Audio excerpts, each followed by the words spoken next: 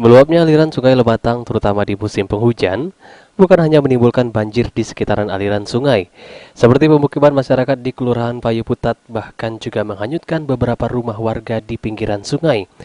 Hingga saat ini sendiri sudah 4 rumah yang berada dekat dengan pinggiran aliran sungai, hanyut dan hanya tinggal tiang penyangga rumah. Bahkan satu rumah sengaja ditinggal pemiliknya lantaran rasa takut turut bertergerus dan juga hanyut di bawah aliran Sungai Lematang. Itu kalau awalnya sebenarnya lalamu sih, cuman berhubung istilahnya cara pengitisan itu mendadak waktu banjir. Setelah selesai banjir maka terbislah tanah itu, sehingga kadang-kadang ada rumah juga terbawa waktu itu. Kebetulan yang kita itu begitu hampir ke sungai langsung segera diangkat. Ada sebagian yang tinggal puing-puing itu tidak sempat diangkat waktu itu, terendam rumahan lah. Sekarang ini sebagian dipindah ke, sebagian ada yang tidak ditempati.